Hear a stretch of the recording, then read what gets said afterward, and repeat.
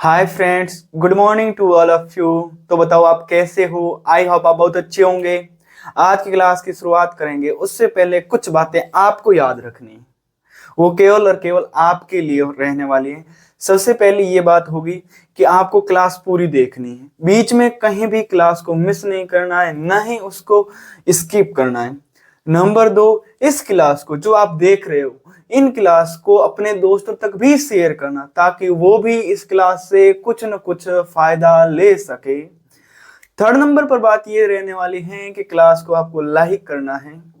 ठीक है, तो आज हम इस क्लास की शुरुआत करेंगे और इस क्लास के अंदर हम समझने की कोशिश करेंगे। और इससे पहली वाली क्लास के अंदर हमने एक्सरसाइज 4.1 के अंदर जितने भी क्वेश्चन थे, लगभग 14 क्वेश्चन थे, वो हमने सॉल्व किए। लेकिन आज इस क्लास के अंदर हम एक्सरसाइज 4.2 के रिगार्डिंग जितने भी कंसेप्ट बन रहे हैं उन कंसेप्टों को समझने की कोशिश करेंगे।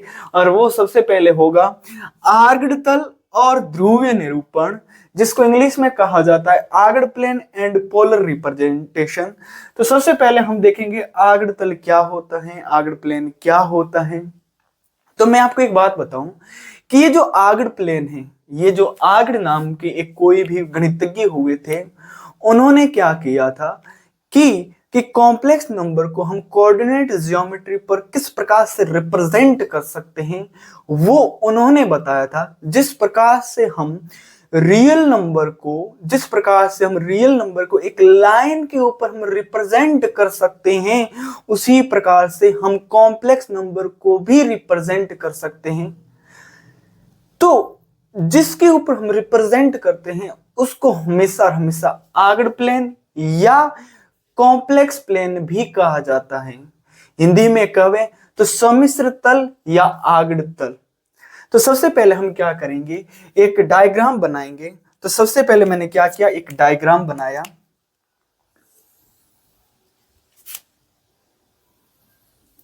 ये हमारा डायग्राम कुछ इस प्रकार से रहने वाला है।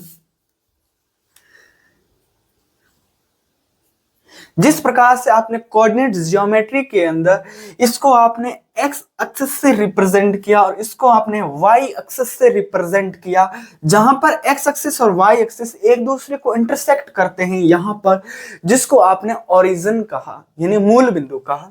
लेकिन आर्क्ड सर ने क्या कहा कि मैं थोड़ा सा उनसे अलग करूंगा, यदि अलग मैंने नहीं किया तो हम दोनों एक ही हो जाएंगे। तो उन्होंने क्या किया, इस एक्सिस का नाम उन्होंने क्या दे दिया, तो इस एक्सिस का नाम उन्होंने दिया real axis, real x axis. लेकिन इसका नाम उन्होंने क्या दे दिया, इसका नाम दिया इमेजिनरी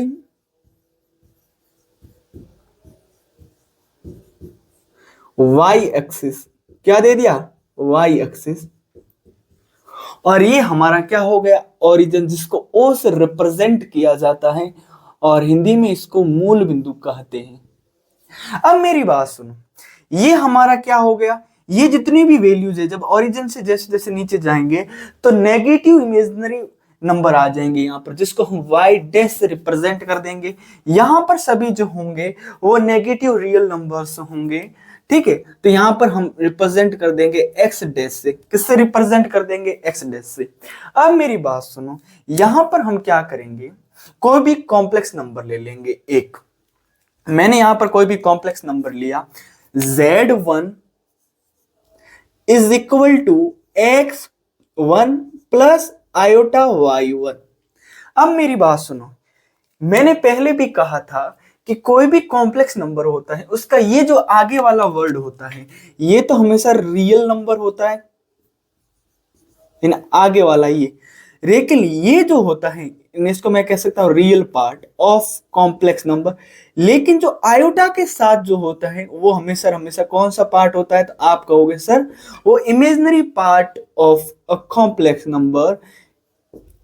बात आई समझ में। तो जो हमारा रियल पार्ट होता है या रियल पार्ट पर जो वैल्यूज आती है उसको हमेशा एक्स एक्सिस पर रिप्रेजेंट की जाती हैं।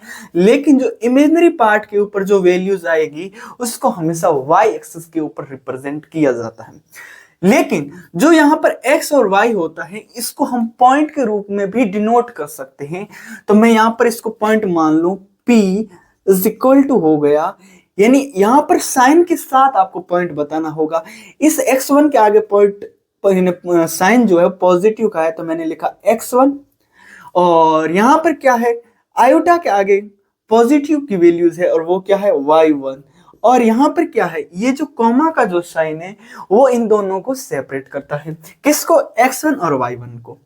जब आपने यहां पर देखा ध्यानपूर्वक, तो देखो यहां पर जो आगे वाला है यानी x वो भी पॉजिटिव का है और y भी पॉजिटिव का है, तो हमारा x यहां पर जब इस साइड की ओर जाएंगे तो ये x की जो वैल्यूज है वो पॉजिटिव का आएगी, और ऊपर जाएंगे तो पॉजिटिव आएगी y एक्सिस की वैल्यू। तो ये जो हमारा पॉइंट है वो हमारा पॉइंट कहाँ रहने वाला है, यहां पर। तो यहां पर रहने वाला है, जिसको हम किससे डिनोट कर देंगे, पॉइंट P से, और x1 y1। अब मेरी बात सुनो, मैंने क्या किया कि ये यहां पर जो x अक्ष लिखा हुआ है ना, इसका मतलब ये हुआ कि मैं यहां से ओरिजिन से x1 तक मैं चला, ठीक है। तो यहां से यहां की जो डिस्टेंस है, कहां से कहां की, ओरिजिन से यहां तक की डिस्टेंस, वो हमारी कितनी हो गई, तो आप कहोगे सर x1।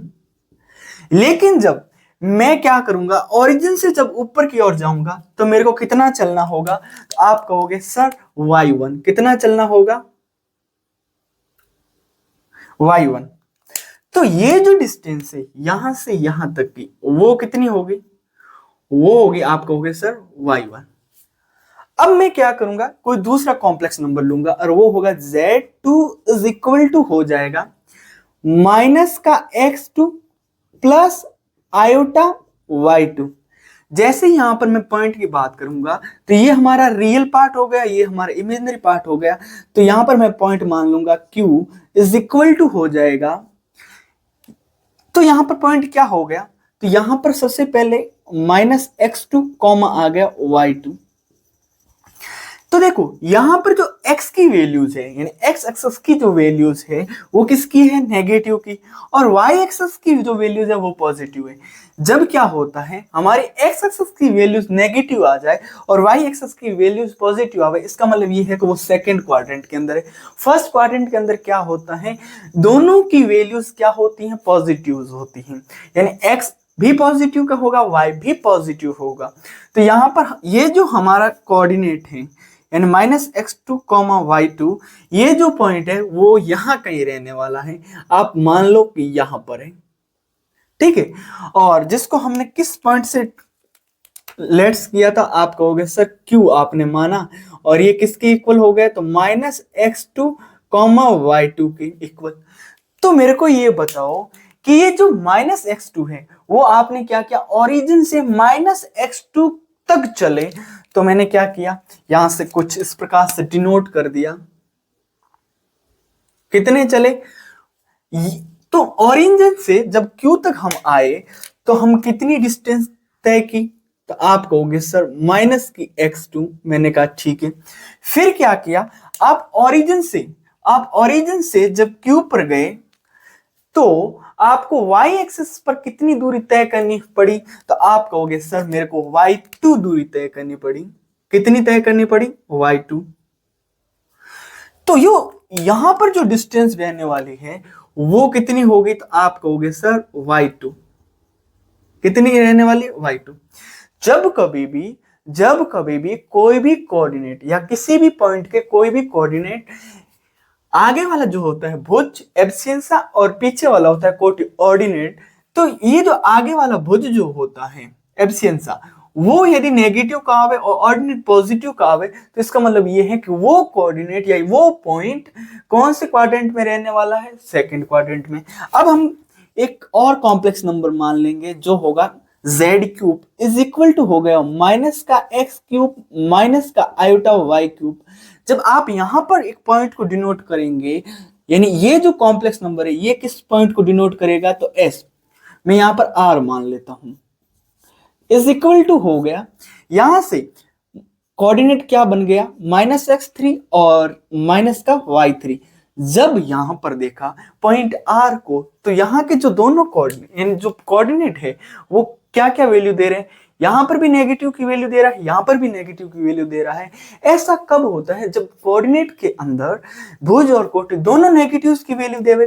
तो आप कहोगे सर थर्ड क्वाड्रेंट के अंदर क्या होता है कि एब्सिसिया एंड ऑर्डिनेट दोनों के दोनों नेगेटिव्स की वैल्यूज देते हैं। तो मैंने क्या किया, इस पॉइंट को मैंने यहां कहीं मान लिया, किसको, आर को। तो यहां पर मैंने लिखा आर, ये क्या हो गया, माइनस का x3 डॉट हो गया माइनस का y3। तो मैं आपसे पूछूंगा कि आपको ओरिजिन से इस पॉइंट आर तक आने के लिए एक्स एक्स कितना चलना, एक्स एक्स के ऊपर आपको कितना चलना पड़ा। तो आप कहोगे सर हमें -x3 चलना पड़ा। तो आप क्या करोगे, इसको यहां से मिला दोगे। तो इस पॉइंट तक आने के लिए, इस पॉइंट तक आने के लिए आपको कितनी दूरी तय करनी पड़ी। तो आप कहोगे सर -x3।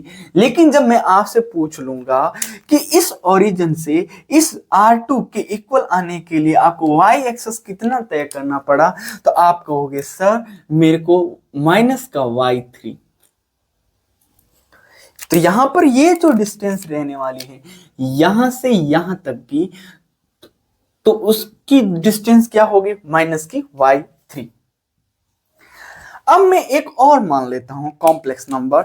लेट्स किया मैंने z four is equal to माना, क्या मान लिया, x फॉर माइनस का आयोटा y फॉर। जैसे ये इस यहां से एक पॉइंट बनेगा और वो क्या बनेगा, और जिसके कोऑर्डिनेट होंगे x फॉर और माइनस का y फॉर। तो मैं आपसे पूछूं ये पॉइंट कहां रहने वाला है। तो आप कहोगे सर ये हमारा x एक्सिस है, वो तो पॉजिटिव की वैल्यू दे रहा है, तो यहां पर हम जाएंगे। लेकिन y एक्सिस नेगेटिव की वैल्यू दे रहा है, तो हम यहां पर नीचे की ओर जाएंगे। तो ये जो पॉइंट रहने वाला है वो शायद यहां कहीं रहने वाला है, और इसका हम नाम क्या दे देंगे, तो इसका हम नाम दे देंगे s। क्या दे देंगे, s। और ये जो s है इसके कोऑर्डिनेट क्या हो जाएंगे, तो आप कहोगे sir x for dot minus का y फॉर। तो मेरे को ये बताओ कि आप x एक्सिस पर कितनी दूरी तय की। तो आप कहोगे सर जब हम यहां से देखेंगे, जब हम यहां से देखेंगे तो हमें पता चलेगा कि हमने x एक्सिस पर लगभग x फॉर दूरी तय कर ली। कितनी तय की, x फॉर। लेकिन जब मैं आपसे पूछूंगा कि आपने ओरिजिन से y एक्सिस की कितनी दूरी तय की, तब जाके ये आपको पॉइंट s मिला। तो आपने कहा सर हम कितने चले, तो आप कहोगे सर माइनस का y4। किसका, माइनस का y4। आप कहोगे सर यहां पर जो आपने माइनस लगवाया ये किसको रिप्रेजेंट करता है। तो मैं कहूंगा ये आपको एक डायरेक्शन को रिप्रेजेंट करता है कि ये पॉइंट कौन से क्वाड्रेंट के अंदर रहने वाला है। तो ये हमारा फर्स्ट क्वाड्रेंट हो गया, ये हमारा सेकंड क्वाड्रेंट हो गया, ये हमारा थर्ड क्वाड्रेंट हो गया, और ये हमारा फोर्थ क्वाड्रेंट हो गया। यहां पर मैंने सभी बातें इसीलिए बताई ताकि जब कोई भी आपको पॉइंट दे दे तो आप सीधा आपके माइंड के अंदर क्लिक हो जाए वो पॉइंट कि मेरे को कौन से क्वाड्रेंट के अंदर बनाना है। तो जब क्या होता है कि किसी भी पॉइंट के दोनों ये अंदर वाले कोऑर्डिनेट, दोनों कोऑर्डिनेट क्या आ जाए, पॉजिटिव क्या आ जाए, यानी पॉजिटिव पॉजिटिव। तो इसका मतलब ये हुआ कि वो पॉइंट फर्स्ट क्वाड्रेंट के अंदर रहने वाला। सेकंड में क्या होता है कि एक्स एक्सिस की वैल्यूज तो नेगेटिव की होगी लेकिन वाई एक्सिस की वैल्यूज क्या होगी, पॉजिटिव। ऐसा जब भी आपको कोई पॉइंट दिख जावे तो वो हमेशा सेकंड क्वाड्रेंट के अंदर होगा। लेकिन थर्ड क्वाड्रेंट के अंदर क्या होता है कि एक्स एक्सिस की वैल्यू भी नेगेटिव होगी और वाई एक्सिस की भी वैल्यूज नेगेटिव की होगी। इसका मतलब ये रहने वाला है कि वो हमारा पॉइंट कौन से क्वाड्रेंट में रहेगा, थर्ड क्वाड्रेंट के अंदर। लेकिन जब फोर्थ क्वाड्रेंट के अंदर बात करेंगे तो उस समय क्या होता है, हमारी एक्स एक्सिस की वैल्यूज तो पॉजिटिव की होती है लेकिन वाई एक्सिस की वैल्यूज हमारी नेगेटिव की आती हैं। तो ऐसा जब कभी भी पॉइंट दिखे तो आप कहोगे सर वो हमेशा हमेशा कौन से क्वाड्रेंट के अंदर रहता है, फोर्थ क्वाड्रेंट के अंदर। तो ये तो हमारा था कौन सा, आर्क्ड प्लेन। तो जब कभी क्या करते हैं कि जब इस पॉइंट P को जब ओरिजिन से मिला देते हैं तो मेरे को बताओ इस डिस्टेंस को क्या कहते हैं। तो इस डिस्टेंस को आपने इससे पहले पढ़ा था, the modulus of a complex number. क्या पढ़ा था, the modulus of a complex number. तो अब मैं क्या करूंगा, इसको मैं रफ कर लेता हूं, तो उसके बाद मैं बताऊंगा। क्योंकि आपको ध्रुवीय निरूपण पोलर रिप्रेजेंटेशन बताने से पहले आपको क्या क्या समझ में आना चाहिए, कि आपको एक तो क्या आना चाहिए, मॉड्यूलस आना चाहिए, दूसरा थोड़ा बहुत कॉन्जुगेंट के अंदर भी नॉलेज होना चाहिए, और तीसरे नंबर पर आपको आर्ग्यूमेंट निकालना होगा। तो हम अब क्या करेंगे, आर्ग्यूमेंट निकालेंगे, लेकिन उससे पहले बारीकी से हम क्या क्या चीजें समझ ले। एक तो हम समझ लेते हैं मॉड्यूलस के बारे में, और एक समझ लेते हैं कॉन्जुगेंट के बारे में, और उसके बाद में समझेंगे किसके बारे में, आर्ग्यूमेंट के बारे में। तो अब हम समझने की कोशिश करेंगे मॉड्यूलस के बारे में। हमारा नेक्स्ट कॉन्सेप्ट क्या रहने वाला है,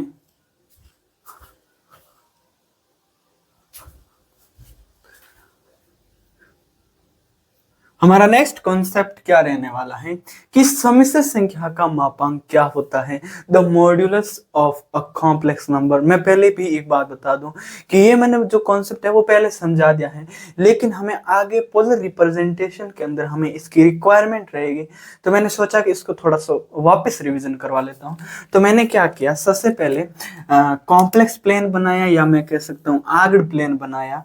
ये जैसे मैंने आगड़ प्लेन बनाया, तो ये जो हमारा होता है ये रियल एक्सिस होता है, ये हमारा इमेजिनरी एक्सिस होता है।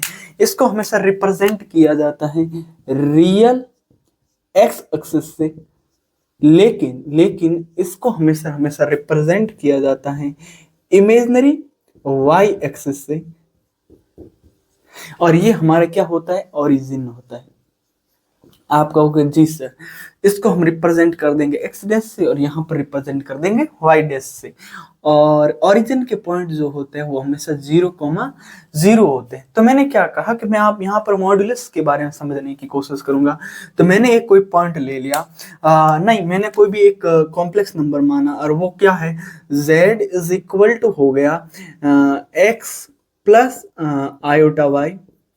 तो जैसे यहाँ पर आपने देखा, तो यहाँ पर जो है पॉइंट्स किस प्रकार से बनेंगे, तो आप कहोगे सर यहाँ पर एक्स एक्सिस पर भी पॉजिटिव जाना होता है और वाई एक्सिस पर भी पॉजिटिव जाना होता है। यहाँ पर real part of a complex number के आगे साइन देखोगे तो भी पॉजिटिव का दिख रहा है, और जब imaginary part of a complex number के आगे वाले पार्ट यानी आगे वाले साइन को जब देखोगे तो भी जो साइन है वो किसका है, पॉजिटिव का है। इसका मतलब ये है कि ये जो हमारा कॉम्प्लेक्स नंबर है वो फर्स्ट क्वाड्रेंट में रहने वाला है।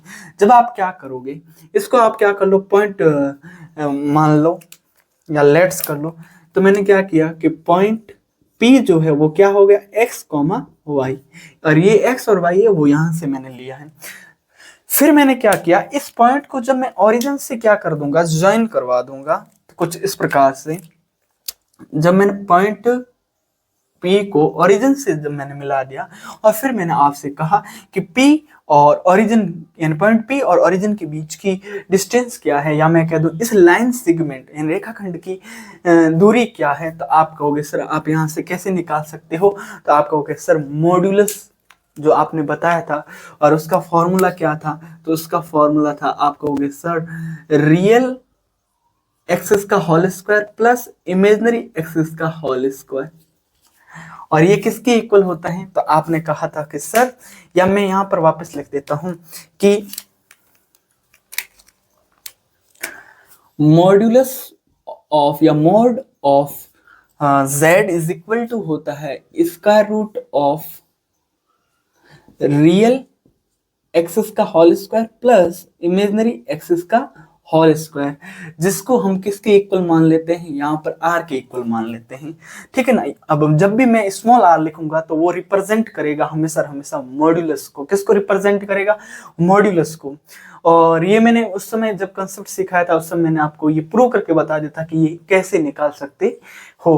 क्योंकि देखो यहाँ पर जब इसको मिलाओगे, यहाँ तक लाओगे, तो ये डिस्टेंस कितनी है, आप कहोगे सर y, ये डिस्टेंस कितनी है, आप कहोगे सर x, यानी ये डिस्टेंस हो गई y और ये डिस्टेंस हो गई x।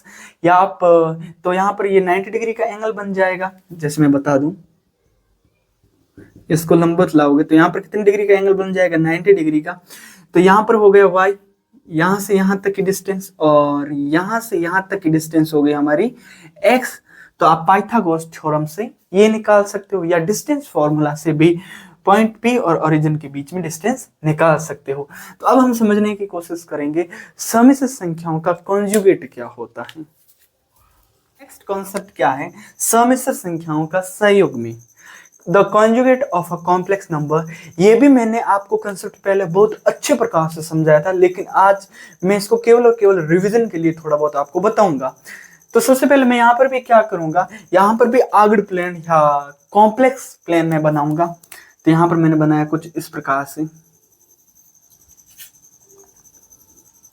ये हमारा कौन सा होता है, रियल एक्सिस होता है, और ये हमारा कौन सा होता है, इमेजिनरी एक्सिस होता है। और इसको किस प्रकार से रिप्रेजेंट किया जाता है, यानी ये जो होता है इंटरसेक्ट पॉइंट, जो दोनों एक्सिस को इंटरसेक्ट करता है उसको ओरिजिन कहा जाता है, और इसके जो पॉइंट होते हैं वो 0,0 होते हैं। इसको हमेशा real axis, real x axis कहा जाता है। क्यों? क्योंकि यहां पर जब ओरिजिन से जब इस साइड की ओर जाओगे तो सभी पॉजिटिव की रियल एक्स एक्सिस की वैल्यूज आती हैं, लेकिन जैसे ही ओरिजिन से ऊपर की ओर जाओगे तो सभी इमेजिनरी वाई एक्सिस की पॉजिटिव वैल्यूज आती है।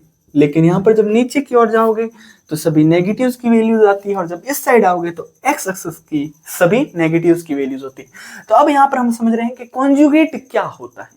कॉन्जुगेट का मतलब ये होता है कि मैंने कोई भी एक कॉम्प्लेक्स नंबर माना, और यहाँ पर मैंने कोई कॉम्प्लेक्स नंबर z कुछ इस प्रकार से मान लिया कि z is equal to a plus iota b।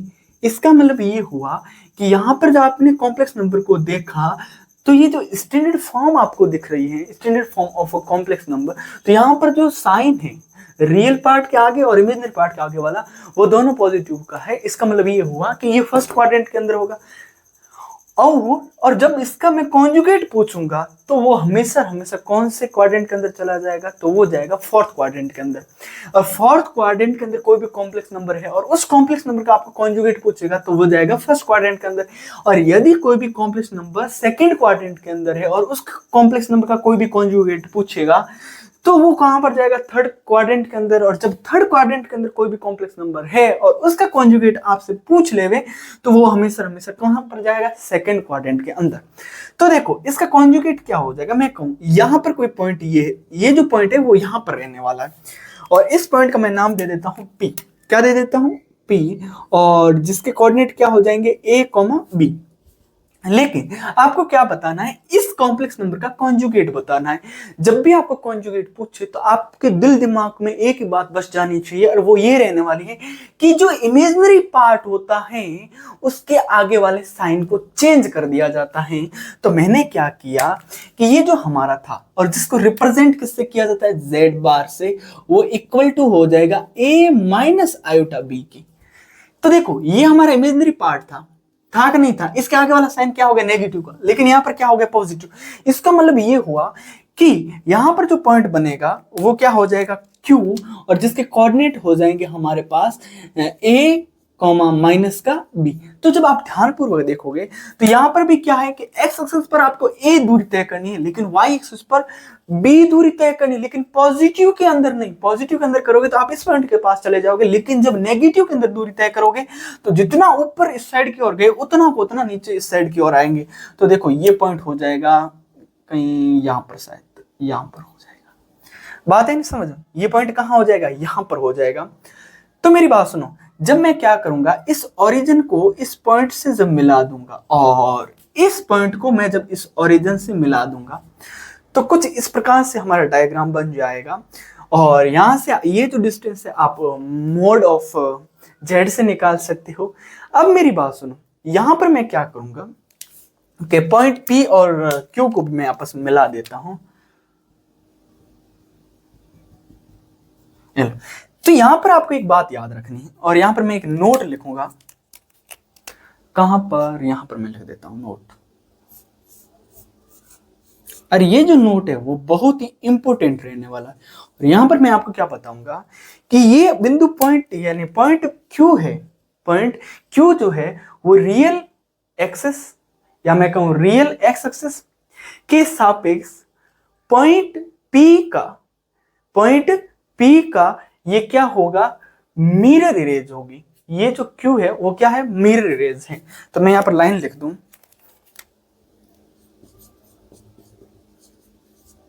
बिंदु क्यू के कोऑर्डिनेट क्या हो जाएंगे, तो आपका होगा सर a कॉमा माइनस का b।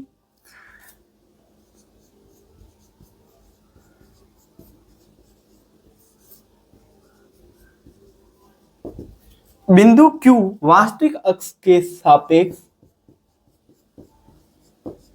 कॉरेस्पॉन्डिंग के सापेक्ष बिंदु P, यहां पर नहीं, यहां पर लिख देता हूं, बिंदु P के कोऑर्डिनेट क्या हो जाएंगे, A, B का दर्पण प्रतिबिंब कहलाता है। दर्पण प्रतिबिंब को इंग्लिश में कहा जाता है मिरर इमेज। क्या कहा जाता है, मिरर इमेज, ठीक है। और वास्तविक एक्सिस को कहा जाता है रियल एक्सिस। तो ये बात आपको हमेशा हमेशा याद रखनी है कि बिंदु Q जो होता है वो वास्तविक अक्ष के सापेक्ष बिंदु P का क्या होता है, दर्पण प्रतिबिंब होता है, या हम कह सकते हैं मिरर इमेज होता है। तो अब हम यहाँ पर समझने की कोशिश करेंगे कि argument of a complex number, वो नेक्स्ट कॉन्सेप्ट रहने वाला है। ये मैंने इसीलिए बताया क्योंकि उसके अंदर जब हम आर्ग्यूमेंट निकालेंगे किसी भी कॉम्प्लेक्स नंबर का, तो वहां पर मॉड्यूलस की भी जरूरत रहेगी और थोड़ा बहुत कॉन्जुगेट की भी क्या रहेगी, जरूरत रहेगी। तो नेक्स्ट कॉन्सेप्ट हमारा क्या आएगा, सम्मिश्र संख्याओं का कोणांक कह सकते हैं या आयाम कह सकते हैं। आयाम को इंग्लिश में एम्पलीट्यूड कहा जाता है और कोणांक को इंग्लिश में आर्ग्यूमेंट कहा जाता है। जो हमारा नेक्स्ट कॉन्सेप्ट रहने वाला है वो क्या है, सम्मिश्र संख्याओं का कोणांक या आयाम। कोणांक को मैंने कहा था इंग्लिश के अंदर क्या कहा जाता है, आर्ग्यूमेंट, लेकिन आयाम को इंग्लिश में कहा जाता है एम्पलीट्यूड। तो द आर्ग्यूमेंट या amplitude of a complex number, ये बहुत ही इंपॉर्टेंट पॉइंट या कॉन्सेप्ट है आपके 11th क्लास के लिए भी, और जितने भी कॉम्पिटिटिव एग्जाम होंगे उसके अंदर इस कॉन्सेप्ट से 1 या 2 क्वेश्चन जरूर ही आएंगे। ऐसा कोई भी कॉम्पिटिटिव एग्जाम नहीं है जिसके अंदर इस कॉन्सेप्ट से क्वेश्चन ना बने। तो सबसे पहले क्या करेंगे, हम आर्क्ड प्लेन या कॉम्प्लेक्स प्लेन बनाएंगे। तो कुछ इस प्रकार से मैंने बनाया,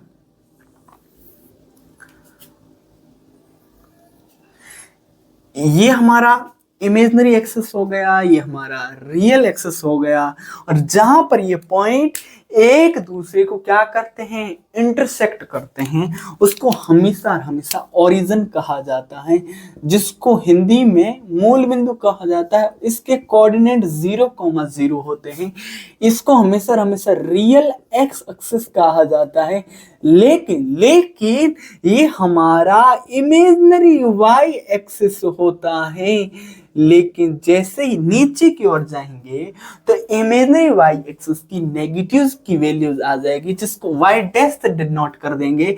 जब हम लेफ्ट साइड की ओर आएंगे तो रियल एक्स एक्सिस की नेगेटिव्स की वैल्यूज आ जाएगी, जिसको हम एक्स डैश से डिनोट कर देंगे। तो हमें क्या बताना है कि कोणांक क्या होता है या आर्ग्यूमेंट क्या होता है किसी भी कॉम्प्लेक्स नंबर का। तो मैंने क्या किया, कोई भी कॉम्प्लेक्स नंबर माना, तो यहां पर मैंने मान लिया z is equal to x plus iota y। अब मेरी बात सुनो, यहां पर कोई भी वेरिएबल हो सकता है, आपके अनुसार आप बना सकते हो, बात है ना समझ में।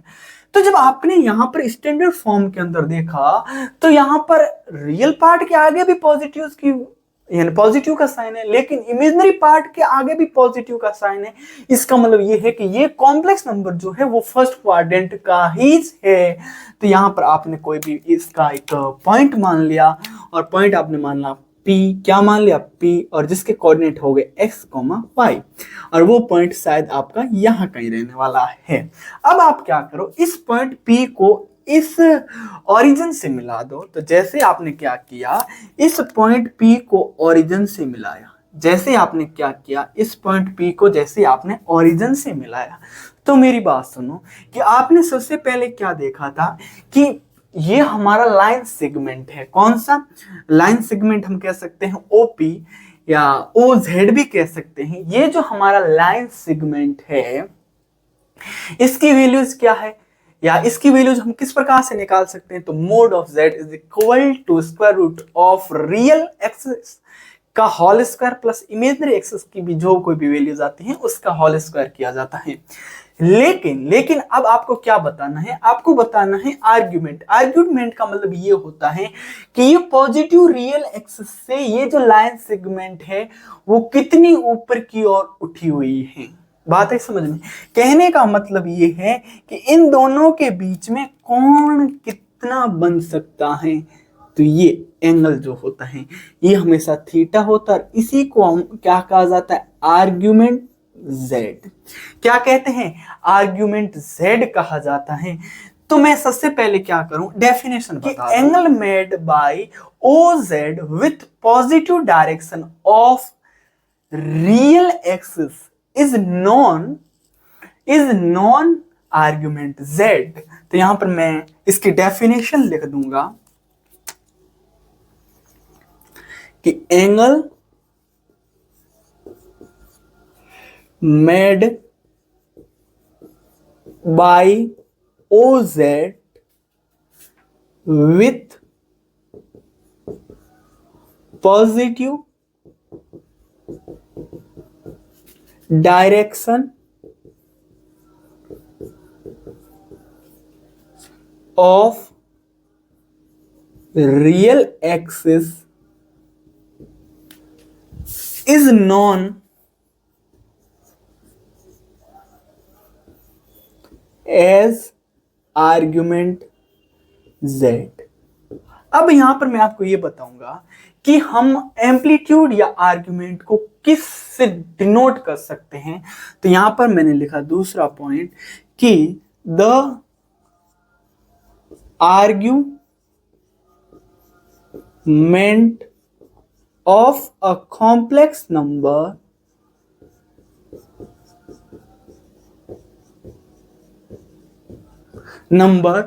is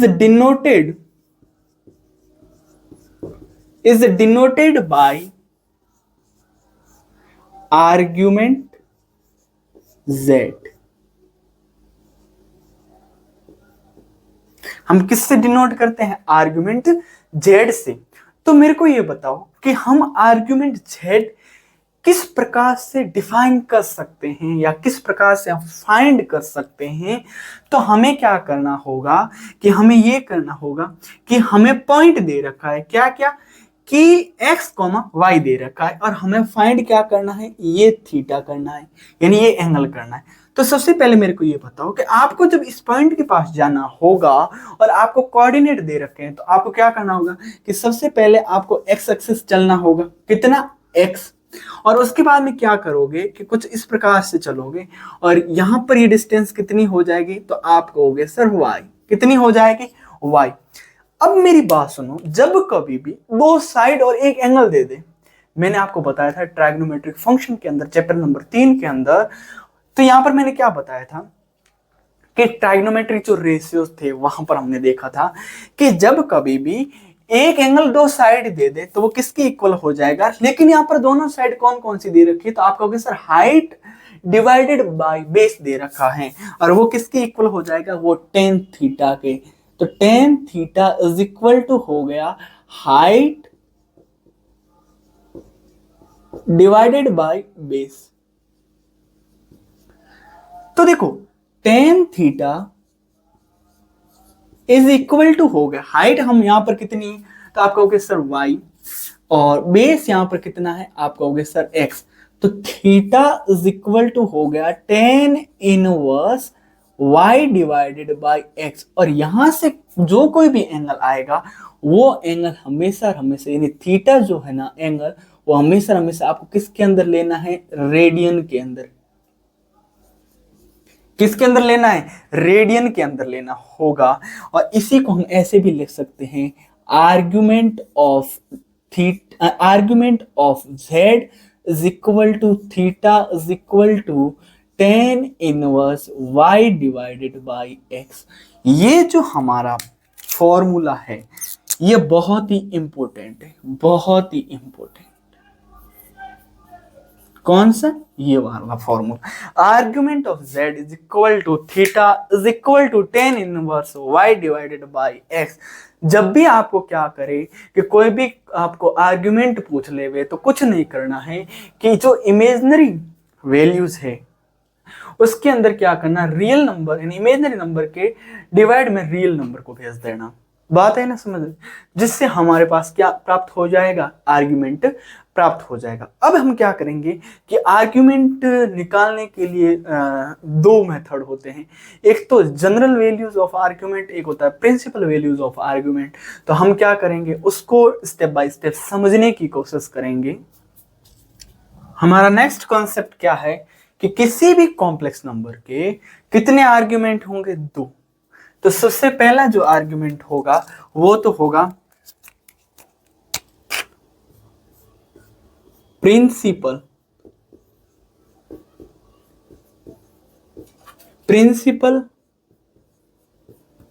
values of argument.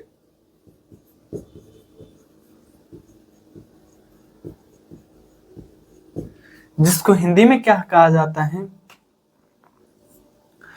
मुख्य आयाम या कोणांक।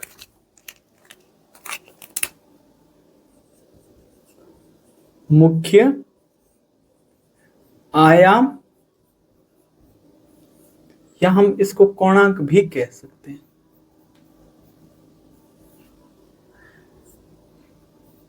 क्योंकि प्रिंसिपल आर्ग्यूमेंट को एक और नाम से जाना जाता है जिसको कहा जाता है एम्पलीट्यूड। क्या कहा जाता है, एम्पलीट्यूड।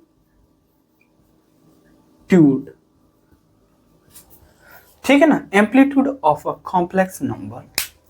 तो सबसे पहले मैंने क्या किया, कोई भी एक कॉम्प्लेक्स नंबर मान लिया, वो क्या है, z is equal to x plus iota Y.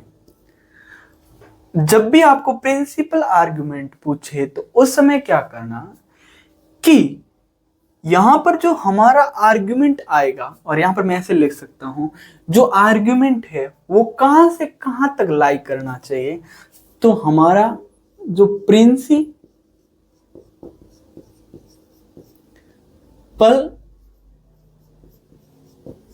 Value of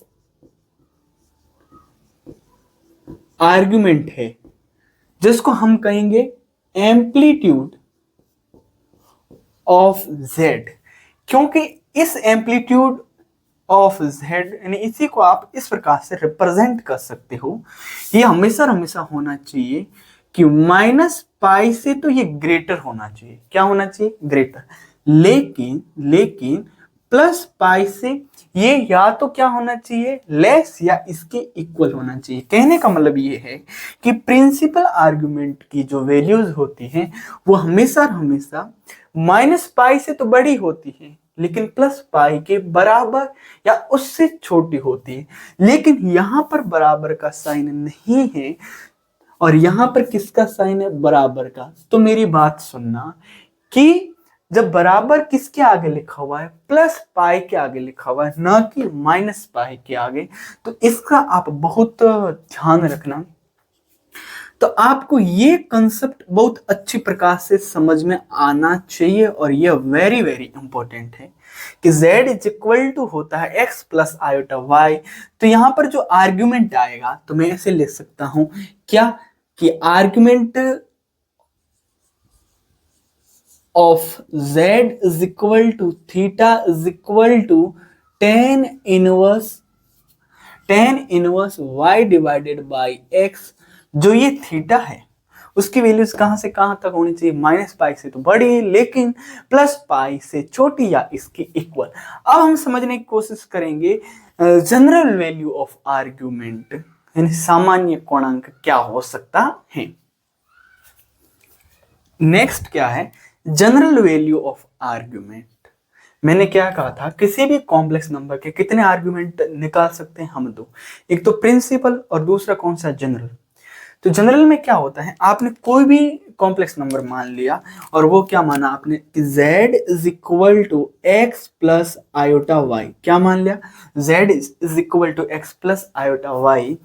तो आर्ग्यूमेंट जो होता है, argument z is equal to theta is equal to होता है tan inverse y divided by x। आप कहोगे जी सर क्या होता है कि argument of z is equal to theta plus यानी theta is equal to tan inverse y divided by x। तो ये जैसे ही आपको पूछेगा जनरल वैल्यू ऑफ आर्गुमेंट बताना है, उस समय ये जो थीटा है वो इसकी रेंज क्या होनी चाहिए, तो आप कहोगे सर उस समय हमारा जो आर्गुमेंट ऑफ z है, इस समय ये कौन सा होगा जनरल, वो किसके इक्वल होना चाहिए, वो एक इक्वल होगा एम्पलीट्यूड ऑफ z। ये क्या होता है कि जो आपने प्रिंसिपल वैल्यू ऑफ आर्गुमेंट निकाला है उसके साथ आपको ऐड करना होता है 2k पाई, जहां पर ये जो k है वो एप्सिलॉन इंटीजर, i का मतलब होता है इंटीजर नंबर, क्या होता है इंटीजर नंबर। इंटीजर नंबर का मतलब होता है पूर्णांक संख्याएं, जिसको माइनस इन्फिनेटिव से लेके प्लस इन्फिनेटिव तक चली जाती हैं, उसको कहा जाता है। तो ये कौन सी फॉर्म है, ये जनरल वैल्यू ऑफ आर्गुमेंट की स्टैंडर्ड फॉर्म है। कौन सी फॉर्म है, स्टैंडर्ड फॉर्म, और आपको इसको याद रखना है, ठीक है ना। ये बहुत ही क्या रहने वाली, इंपॉर्टेंट रहने वाली। अब हम क्या करेंगे, अब हम ये करेंगे कि इसके ऊपर मैं एक छोटा सा एग्जांपल दे दूं। जैसे मैंने कह दिया कि z is equal two plus का 1 प्लस आयोटा। तो सबसे पहले मैंने क्या बनाया, आगड़ प्लेन बनाया। जैसे मैंने ये आगड़ प्लेन बनाया कुछ इस प्रकार से बन गया, और ये पॉइंट जो है P वो 1,1, और यहाँ पर जो कोऑर्डिनेट है वो दोनों पॉजिटिव है, तो कहाँ होंगे, ये फर्स्ट क्वाड्रेंट के अंदर होगा, ठीक है। तो मैंने कहा था आप किस प्रकार से इसको फाइंड कर सकते हो आर्ग्यूमेंट। तो देखो जैसे ही आपने क्या किया, पॉजिटिव रियल एक्सिस के साथ ये जो एंगल है वो देखा, तो आपने कहा थीटा इज इक्वल टू हो गया tan inverse y divided by x, ठीक है। लेकिन y की वैल्यूज क्या है, तो आपको होगी 1, तो मैंने लिखा tan इनवर्स 1 डिवाइडेड बाय 1, और ये जो वैल्यूज होती है ना वो किसकी होती है, तो आप कहोगे पाई डिवाइडेड बाय 4, यानी 45 डिग्री की।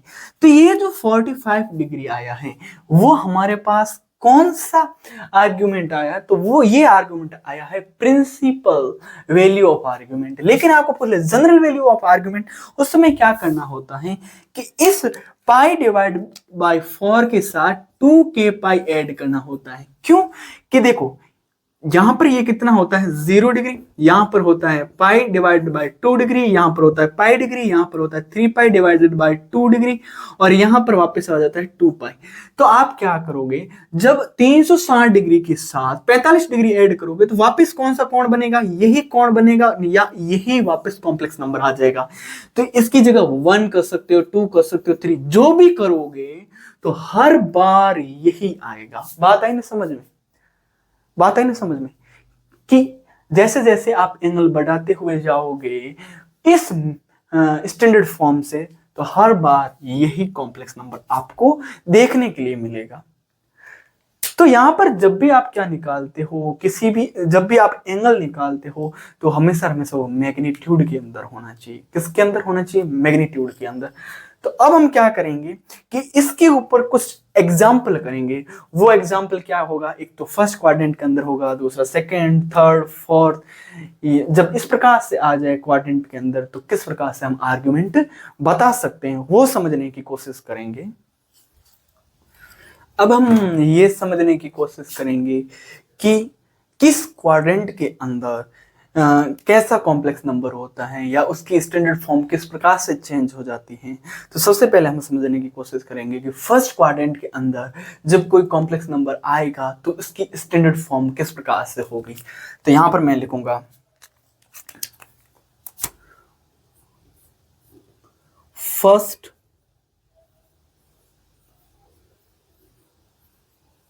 क्वाड्रेंट का मतलब होता है प्रथम चतुर्थांश। तो यहां पर जब कभी भी कोई भी कॉम्प्लेक्स नंबर आएगा तो वो हमेशा हमेशा इस फॉर्म के रूप में आएगा, z इज इक्वल टू होगा x प्लस आयोटा y। किसके रूप में होगा, x प्लस आयोटा y के फॉर्मेट के अंदर होगा। तो मेरी बात सुनो, सबसे पहले मैं क्या बनाऊंगा, यहां पर आगड़ प्लेन बनाऊंगा। तो मैंने यहां पर बनाया आगड़ प्लेन, ये हमारा हो गया आर्क्ड प्लेन। तो ये हमारा रियल एक्सिस होता है, जिसको मैं ऐसे डिनोट करता हूं रियल एक्स एक्सिस से, और ये हमारा हो जाएगा इमेजिनरी एक्सिस, जिसको हम कहेंगे इमेजिनरी वाई एक्सिस से इसको डिनोट किया जाता है। और ये हमारा हो जाएगा ओरिजिन। क्या हो जाएगा? ओरिजिन, जिसको हमेशा मूल बिंदु कहा जाता है, और इसके कोऑर्डिनेट होते हैं 0,0। तो यहां से आपको पॉइंट क्या दिखाई दे रहा है? तो आपको हो गए कि सर यहां पर जो पॉइंट बनेगा वो कुछ इस प्रकार से होगा, P इज इक्वल टू, नहीं, P डॉ ब्रैकेट में x, y, ये इसके कोऑर्डिनेट होंगे। किसके? इस पॉइंट के। क्यों? क्योंकि यहाँ पर रियल पार्ट के आगे भी साइन पॉजिटिव का है, इमेजिनरी पार्ट के आगे भी जो साइन है वो आपको पॉजिटिव का दिखाई दे रहा है।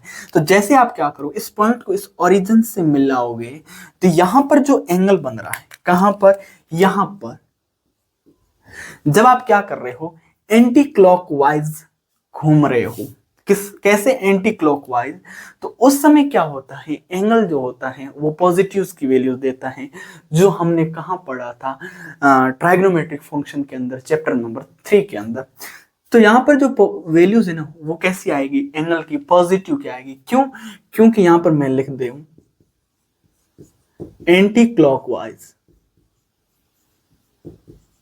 मेजरमेंट,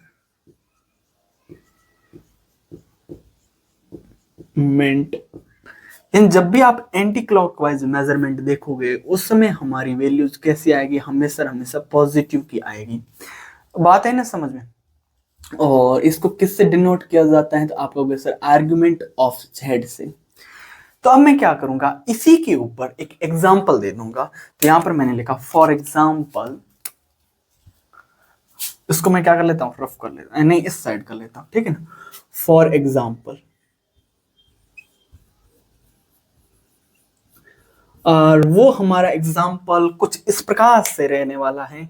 मैंने यहाँ पर लिखा z is equal to 1 plus iota लिख दिया। जो इससे पहले मैंने जो एग्जाम्पल दिया था वापस मैंने वही दोहरा दिया, ठीक है। और आपको क्या फाइंड करना है? आपको फाइंड करना है आर्ग्यूमेंट। क्या करना है? आर्ग्यूमेंट ऑफ z बताना है। और यहाँ पर आर्ग्यूमेंट आपको दोनों बताना है, प्रिंसिपल भी बताना है और जनरल भी बताना है। तो यहां पर आप लिखोगे सॉल्यूशन। क्या लिखोगे? सॉल्यूशन। सबसे पहले आपको ये देखना है कि ये जो कॉम्प्लेक्स नंबर है वो किस आर्क्ड प्लेन के अंदर होगा। तो सबसे पहले आपने क्या बनाया? आर्क्ड प्लेन बनाया कुछ इस प्रकार से। तो शायद ये जो पॉइंट है वो यहाँ कहीं रहने वाला है, और आप लिख दोगे P के जो कोऑर्डिनेट होंगे वो क्या हो जाएंगे? 1,1। ये हमारा कौन सा एक्सिस हो जाएगा? Real axis. और ये हमारा हो जाएगा इमेजिनरी एक्सिस। तो यहाँ पर मैं लिख दूंगा रियल एक्स एक्सिस, और यहाँ पर मैं लिख दूंगा इमेजिनरी एक्स एक्सिस, ठीक है। तो जैसे आपने क्या किया, इस पॉइंट को इस ओरिजिन O से मिलाया, इस पॉइंट को जब ओरिजिन O से मिलाया तो यहाँ पर जो एंगल बना वही हमारा क्या होगा? आर्ग्यूमेंट होगा। और वो भी हमेशा पॉजिटिव रियल एक्स एक्सिस से देखा जाता है या मेजर किया जाता है। बात है ना समझ में? आप देखोगे नहीं, यहाँ पर देख लेंगे नेगेटिव रियल एक्सिस से, नहीं, ये वाला एंगल नहीं होगा। एंगल हमेशा यहाँ से ही क्या किया जाता है? रीड किया जाता है। हमेशा पॉजिटिव रियल एक्स एक्सिस से किस टाइप बन रहा है, या एंटी क्लॉकवाइज बन रहा है या क्लॉकवाइज बन रहा है। जैसे क्लॉकवाइज बनेगा उस समय वो एंगल नेगेटिव्स का हो जाएगा, और जब एंटी क्लॉकवाइज बनेगा उस समय वो एंगल पॉजिटिव का होगा। तो मेरी बात सुनो, यहां पर मैंने लिखा सबसे पहले प्रिंसिपल आर्गुमेंट,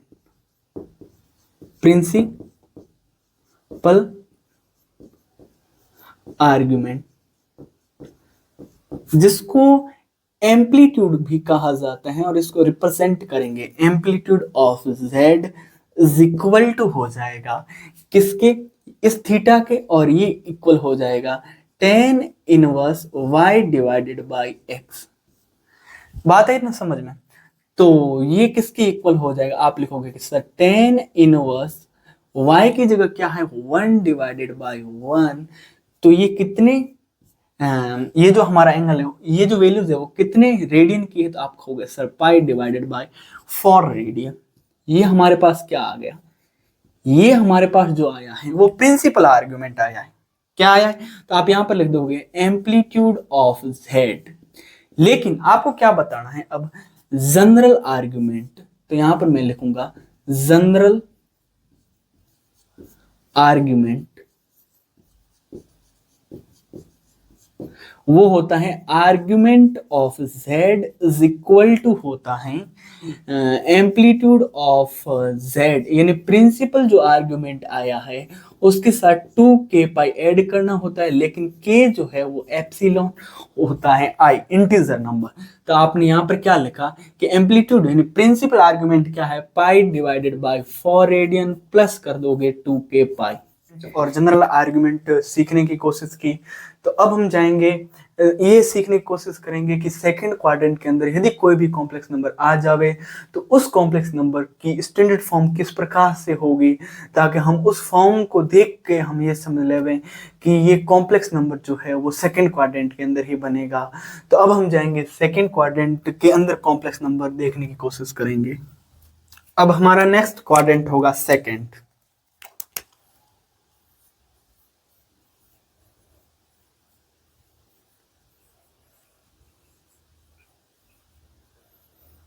अब यहाँ पर हम ये जानने की कोशिश करेंगे कि सेकंड क्वाड्रेंट के अंदर किसी भी कॉम्प्लेक्स नंबर का स्टैंडर्ड फॉर्म क्या होता है। तो मैंने यहाँ पे लिखा z इज इक्वल टू होता है माइनस का x प्लस आयोटा y। आप कहोगे कि सर इसके अंदर और पहले वाले के अंदर क्या डिफरेंस है, तो मैं बताऊंगा। उस समय जो था उस समय ये रियल पार्ट और इमेजिनरी पार्ट दोनों पॉजिटिव के थे, लेकिन यहाँ पर जो रियल पार्ट है वो किसका हो गया, नेगेटिव का हो गया।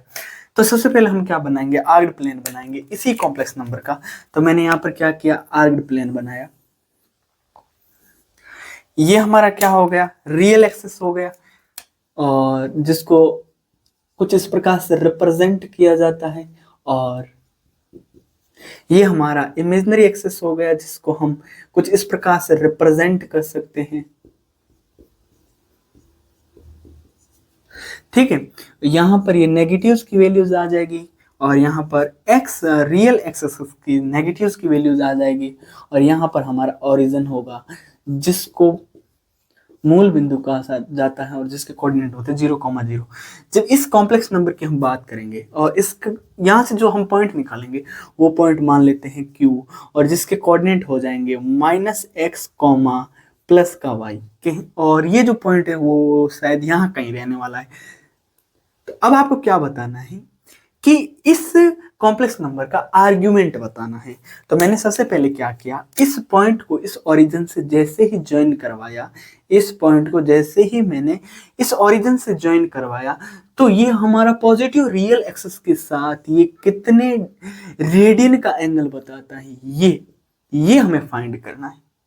बात है समझ में? तो आपको पता है कि यहाँ पर जो होता है वो 0 रेडियन होता है, यहाँ पर पाई डिवाइडेड बाय 2 रेडियन होता है, यहाँ पर पाई रेडियन होता है, और यहाँ पर होता है 3 पाई डिवाइडेड बाय 2 रेडियन होता है, लेकिन यहाँ पर वापस कितना आ जाता है, 2 पाई रेडियन।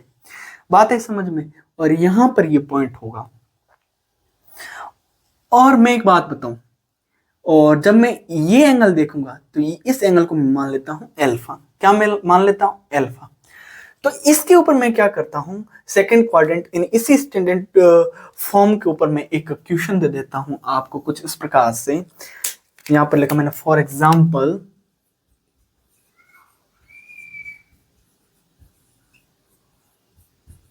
और वो एग्जांपल हमारा कुछ इस प्रकार से रहने वाला है कि z is equal to -1 plus square root of 3 iota.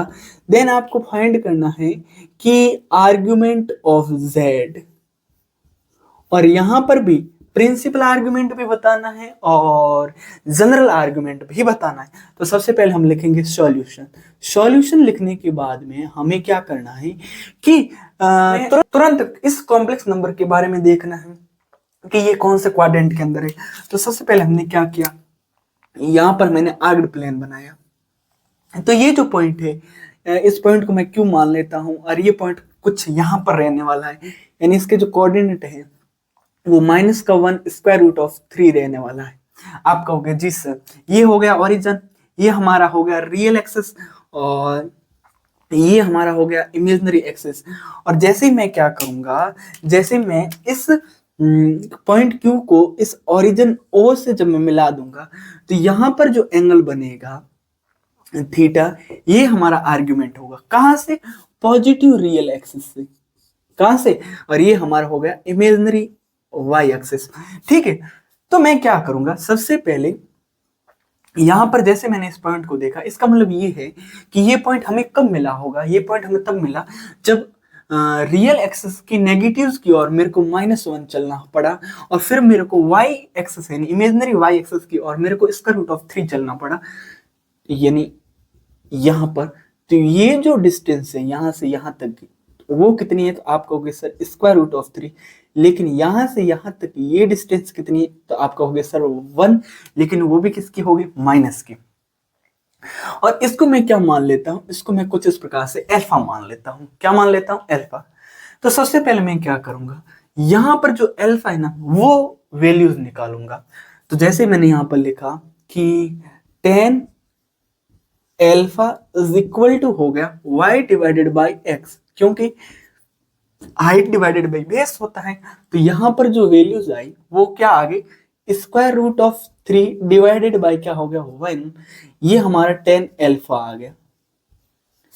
तो यहां पर जो अल्फा है या 10 अल्फा है इज इक्वल टू हो गया स्क्वायर रूट ऑफ 3। ये कितने रेडियन की वैल्यूज होती हैं? तो आप कहोगे सर अल्फा जो हमारे पास आया वो पाई डिवाइडेड बाई 3 रेडियन हो गया। इसका मतलब ये होता है सर कि ये हमारे 60 डिग्री की वैल्यूज है। लेकिन आपको ये थोड़ी ना चाहिए, आपको तो ये चाहिए। तो मेरी बात सुनो, यहां पर जो पूरा का पूरा कितने डिग्री का एंगल बनेगा? तो आप कहोगे सर ये जो है ना पूरा का पूरा 180 डिग्री का एंगल बन रहा है। जब इस 180 डिग्री में से ये अल्फा माइनस कर लेंगे तो हमारे पास क्या बच जाएगा? आर्ग्यूमेंट ऑफ थीटा यानी आर्ग्यूमेंट ऑफ जेड। तो सबसे पहले मैं क्या करूंगा, यहां पर प्रिंसिपल वैल्यूज निकालने की कोशिश करूंगा, या मैं कहूंगा प्रिंसिपल आर्ग्यूमेंट।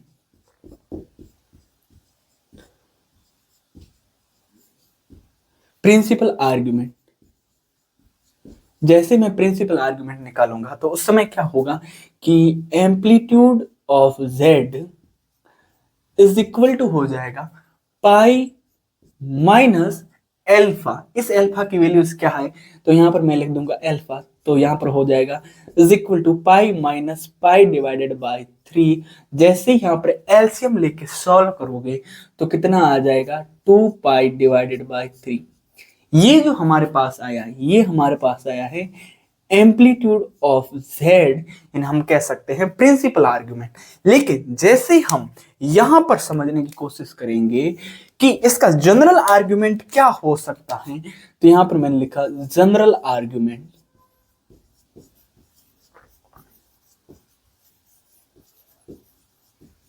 तो जनरल आर्ग्यूमेंट की जो स्टैंडर्ड फॉर्म होती है वो होती है argument of Z is equal to होता है कि एम्पलीट्यूड ऑफ जेड, यानी प्रिंसिपल जो आर्ग्यूमेंट आया है उसके साथ आपको 2 के पाई ऐड करना होता है, और के एप्सिलॉन होता है आई, आई का मतलब होता है इंटीजर नंबर। तो इज इक्वल टू हो गया एम्पलीट्यूड ऑफ जेड। यहां पर क्या वैल्यूज आ गई? तो आप कहोगे sir 2 pi divided by 3 plus हो गया 2 के पाई। ये जो हमारे पास वैल्यूज आई है वो किसकी है? जनरल आर्ग्यूमेंट की। और यहां पर जो ये वैल्यूज आई हैं वो किसकी है? प्रिंसिपल आर्ग्यूमेंट की। तो हमने कुछ इस प्रकार से सेकेंड क्वाड्रेंट के अंदर कोई भी कॉम्प्लेक्स नंबर किस प्रकार से आ सकता है या उसकी स्टैंडर्ड फॉर्म किस प्रकार से बन सकती है, और उसके ऊपर जब कोई एग्जाम्पल आ जाए तो उस एग्जाम्पल को हम किस प्रकार से सॉल्व कर सकते हैं, तो यहाँ पर वो समझने की कोशिश की। अब हम करेंगे कि थर्ड क्वाड्रेंट के अंदर उस कॉम्प्लेक्स नंबर की स्टैंडर्ड फॉर्म क्या होती हैं, उसके ऊपर किस प्रकार से एग्जाम्पल बन सकता है, उस एग्जाम्पल का हम प्रिंसिपल आर्गुमेंट कैसे निकाल सकते हैं और जनरल आर्गुमेंट कैसे निकाल सकते हैं, वो अब समझने की कोशिश करेंगे। हमारा नेक्स्ट क्वाड्रेंट होगा थर्ड।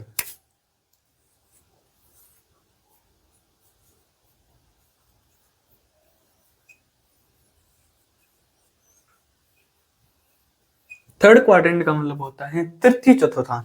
यानी तृतीय चतुर्थांश में जो कॉम्प्लेक्स नंबर होते हैं होता है उसका स्टैंडर्ड फॉर्म किस प्रकार से होगा, तो मैं मान लूंगा कि z इज इक्वल टू होगा माइनस का x और माइनस का आयोटा वाई। कहने का मतलब ये है कि जो स्टैंडर्ड फॉर्म आप जब देखोगे उसके अंदर रियल पार्ट और इमेजिनरी पार्ट दोनों के आगे साइन किसका होगा, नेगेटिव का होगा।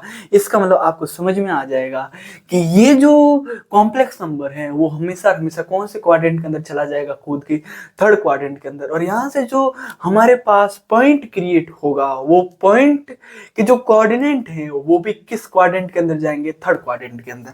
तो सबसे पहले मैं यहाँ पर क्या करूंगा, यहाँ पर मैं आर्क्ड प्लेन बना दूंगा। और जैसे मैंने यहाँ पर आर्क्ड प्लेन बनाया कुछ इस प्रकार से, तो ये हमारा कौन सा होगा, रियल एक्सिस हो गया, और ये हमारा क्या हो गया, इमेजिनरी एक्सिस हो गया। तो जैसे मैंने यहाँ पर लिखा रियल एक्स एक्सिस, और यहां पर मैंने लिखा इमेजिनरी वाई एक्सिस। जब आप नीचे की ओर जाओगे तो इमेजिनरी वाई एक्सिस की नेगेटिव्स की वैल्यूज आ जाएगी, और लेफ्ट की ओर आओगे तो रियल एक्स एक्सिस की नेगेटिव्स की वैल्यूज आ जाएगी, जिसको एक्स डिनोट से या एक्स डैश से डिनोट किया जाता है। और यहाँ पर ओरिजिन होता है जिसको पॉइंट ओ से डिनोट किया जाता है। अब देखो यहाँ पर जो पॉइंट आएंगे, यहाँ से इस पॉइंट के जो कोऑर्डिनेट होंगे वो कुछ इस प्रकार से होंगे। और मैं यहाँ पर जो पॉइंट आएगा उसका नाम दे देता हूं आर, और उसके कोऑर्डिनेट हो जाएंगे माइनस का एक्स कॉमा माइनस का वाई, माइनस का एक्स कॉमा माइनस का वाई। और जैसे मैं इस पॉइंट को इस ओरिजिन से ज्वाइन करवा दूंगा, जैसे मैं इस पॉइंट को जब इस ओरिजिन से ज्वाइन करवा दूंगा, तब मैं इस पॉजिटिव रियल एक्सिस से देखूंगा एंगल क्या बन गया। तो यहां से जैसे देखूंगा एंगल जो है वो थीटा बनेगा। क्या बनेगा, मान लेता हूं थीटा बनेगा। तो आर्गुमेंट ऑफ जेड जो है, तो आपने यहां पर क्या देखा, ये जो एंगल है पॉजिटिव रियल एक्सिस के साथ जो ये एंगल बना है, और ये जो लाइन सेगमेंट है, तो ये एंगल कैसे बना। तो आपने कहा कि जब ये लाइन सेगमेंट जो है इसको हमने कैसे टर्न करवाया, तो आप कहोगे सर क्लॉकवाइज। कैसे, क्लॉकवाइज। तो जब भी आप क्या करते हो, किसी भी एंगल को क्लॉकवाइज मेजरमेंट करते हो उसका, या उसे देखने की कोशिश करते हो, तो वो जो एंगल होता है वो हमेशा हमेशा नेगेटिव्स की वैल्यूज देगा। कैसी वैल्यूज देगा, नेगेटिव्स की। तो अब हम क्या करेंगे, इसको हम मान लेते हैं कुछ समय के लिए अल्फा। क्या मान लेते हैं, अल्फा। तो अब हम क्या करेंगे कि इसी स्टूडेंट फॉर्म को ध्यान में रखते हुए इसी के ऊपर हम एक एग्जांपल ले लेते हैं। यहां पर मैंने लिखा फॉर एग्जांपल,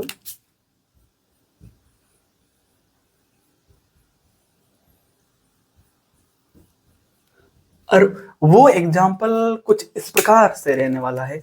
मैं यहां पर कह दूं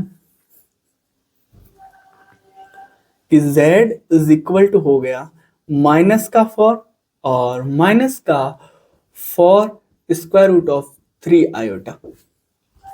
अब मेरे को यहां पर बताना है आर्गुमेंट ऑफ z। क्या बताना है, आर्गुमेंट ऑफ z।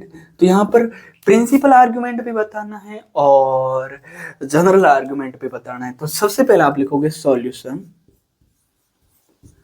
सॉल्यूशन के बाद में आपको क्या करना है, इस कॉम्प्लेक्स नंबर को देखना है कि यहाँ पर जो कॉम्प्लेक्स नंबर है, और यहाँ इस कॉम्प्लेक्स नंबर से जो हमारे पास पॉइंट आएगा और उस पॉइंट के जो कोऑर्डिनेट है वो कौन से क्वाड्रेंट में हो सकते हैं। तो सबसे पहले आपको आर्क्ड प्लेन बनाना होगा। तो यहाँ पर आपने क्या किया, कुछ इस प्रकार से आर्क्ड प्लेन बनाया। ये हमारा कौन सा एक्सिस हो गया, रियल एक्सिस हो गया, और ये हमारा कौन सा हो गया, इमेजिनरी वाई एक्सिस हो गया। ठीक है, और ये हमारा पॉइंट क्या है, ओ, यानी इंटरसेक्ट पॉइंट, जो मतलब इंटरसेक्ट पॉइंट ये ओ हो गया, जहां पर दो एक्सिस एक दूसरे को इंटरसेक्ट करते हैं। ये हमारा रियल एक्स एक्सिस हो गया, और ये हमारा इमेजिनरी वाई एक्सिस हो गया। आप कहोगे जी सर, तो ये जो पॉइंट है ये पॉइंट कुछ यहाँ पर रहने वाला है, और इसका नाम मैं दे देता हूँ आर। और इस कोऑर्डिनेट, यहाँ पर जो कोऑर्डिनेट है वो क्या आ जाएंगे, minus four square root of 3। अब देखो, जैसे ही आप क्या करोगे, जैसे ही आप इस पॉइंट आर को इस पॉइंट ओ से मिलाओगे, और फिर आप देखोगे इस पॉजिटिव रियल एक्सिस के साथ ये एंगल कितना बना है, और यहाँ पर जो एंगल बनेगा वो हमेशा हमेशा नेगेटिव का बनेगा। क्यों, क्योंकि ये जो लाइन सेगमेंट है, जो ये लाइन सेगमेंट है, वो यहाँ से जब हमने देखा या मेजर किया तो पॉजिटिव रियल एक्सिस के नीचे की ओर बना हुआ है। यदि हम ऐसे ले लेवे, तो प्रिंसिपल जो वैल्यूज है कौन सी, यानी प्रिंसिपल आर्गुमेंट है, वहां पर हमें एक शर्त दे रखी है या कंडीशन दे रखी है कि प्रिंसिपल आर्गुमेंट जो है वो -π से बड़ा लेकिन +π से छोटा या उसके बराबर होना चाहिए। लेकिन यहाँ पर जब देखेंगे तो ये बड़ा हो गया, तो हम ये पॉजिटिव वाला एंगल ना मेजर करके हम कौन सा करेंगे, ये नेगेटिव वाला यानी नीचे की ओर। तो जैसे आपने क्लॉकवाइज मेजरमेंट करोगे तो यहाँ पर जो वैल्यूज आएगी एंगल की वो किसकी आ जाएगी, नेगेटिव की। ये आपको ध्यान में रखना होगा। तो सबसे पहले आपने क्या किया कि इस पॉइंट के पास जाने के लिए आपको कुछ इस प्रकार से यहाँ तक गए, तो यहाँ पर जो ये यहाँ से यहाँ तक की जो डिस्टेंस है वो कितनी आ गई, -4√3। और जब यहां तक आए तो यहां पर जो वैल्यूज है वो कितनी आ गई, -4। यानी जब यहां से यहां तक देखोगे तो -4 हो गया, और जब यहां से यहां तक देखोगे तो -4√3 हो गया। जब भी आप क्या करते हो, ये एंगल देखोगे अल्फा, तो इसका केवल और केवल आपको मैग्नीट्यूड देखना है। पहले आपको मैग्नीट्यूड देखना है। तो यहां पर मैंने लिखा tan alpha is equal to हो गया y डिवाइडेड बाई x। तो इज इक्वल टू हो गया y की जगह क्या है, 4√3। केवल आपको मैग्नीट्यूड देखना है, इसलिए मैंने माइनस यहाँ से गायब कर दिया। और वो x की वैल्यूज क्या है, 4। इस 4 से ये 4 कैंसिल हो गया, तो यहाँ पर केवल और केवल क्या आ गया, तो आप कहोगे सर √3 आ गया, डिवाइडेड बाई 1 है तो रहने दो। तो ये जो ना tan अल्फा किसके इक्वल आ गया, तो आप कहोगे सर √3 के। तो अल्फा की वैल्यूज क्या आ गई, तो आप कहोगे सर पाई डिवाइडेड बाई, आप कहोगे सर पाई डिवाइडेड बाई 3। कहने का मतलब ये 60 डिग्री की वैल्यूज है, और यहां पर मैं लिख दूंगा रेडियन। लेकिन आपको क्या बताना है, प्रिंसिपल आर्ग्यूमेंट बताना है। तो सबसे पहले यहां पर लिखोगे प्रिंसिपल आर्ग्यूमेंट।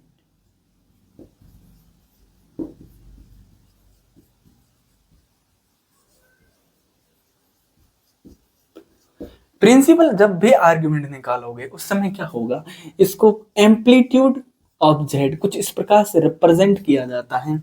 और यहां पर आप देखना एम्पलीट्यूड ऑफ जेड, यहां पर आप देखना आपको क्या करना होगा कि जैसे आप नीचे की ओर आओगे ना, तो यहां पर एंगल बनेगा -π का। किसका बनेगा, -π का। तो उस -π से आपको क्या करना होगा, ये एंगल जब ऐड करोगे उसमें से, जब ये एंगल ऐड करोगे क्या, पाई डिवाइडेड बाई 3, या मैं कहूं इसकी जगह अल्फा भी कह सकता हूं, अल्फा की वैल्यू मैंने रखी, तो ये किसके इक्वल आ गया। तो आप कहोगे सर जैसे आपने एलसीएम लेके इसको जब सॉल्व किया तो ये आ गया -2π डिवाइडेड बाई 3। और ये जो माइनस है ना, ये जो माइनस है ना, ये हमेशा हमेशा ये मेजर करवाता है कि, यानी ये इंडिकेट करता है कि आपने जो एंगल को मेजर किया है वो एंटी क्लॉकवाइज है या क्लॉकवाइज है। इसका थोड़ा सा ध्यान रखना है, ये साइन इसी को डिनोट करता है। यहां पर मैं ऐसे लिख दूं,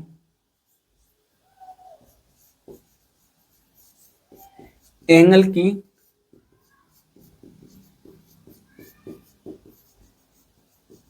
डायरेक्शन को बताता है। बात है समझ में, आपने कहा जी सर। अब हम इसका क्या निकालेंगे सेकंड नंबर पर, वो होगा हमारा जनरल आर्ग्यूमेंट।